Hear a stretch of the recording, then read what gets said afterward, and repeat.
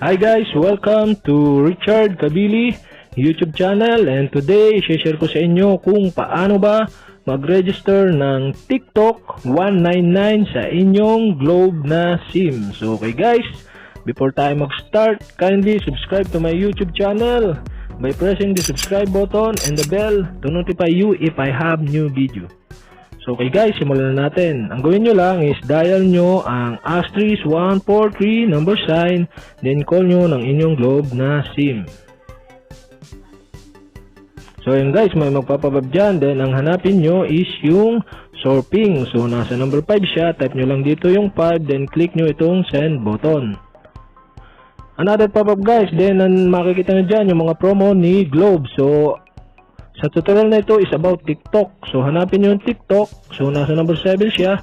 Type nyo dito yung 7, then click nyo itong send button. So another pop-up guys, makikita nyo dito yung mga TikTok na promo ni Globe. So ayun guys, sa tutorial na ito is about TikTok 199. So hanapin nyo lang yung TikTok 199. So nasa number 3 siya. Type nyo lang yung 3 to avail this TikTok 199. Then click nyo itong send button. So yun guys, another pop-up. Then pinapakita dito kung ano bang matatanggap mo kay TikTok 199.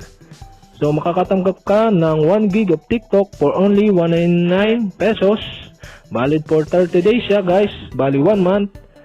So ayun guys, to avail this promo, hanapin nyo yung subscribe. So nasa number 1 siya, type nyo lang yung 1 to subscribe this promo, then click nyo itong send button. So thank you, you will get a response via text shortly.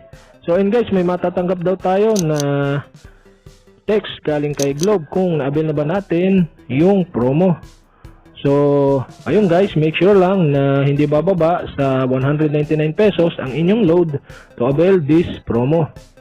So yun lang guys, and thank you for watching.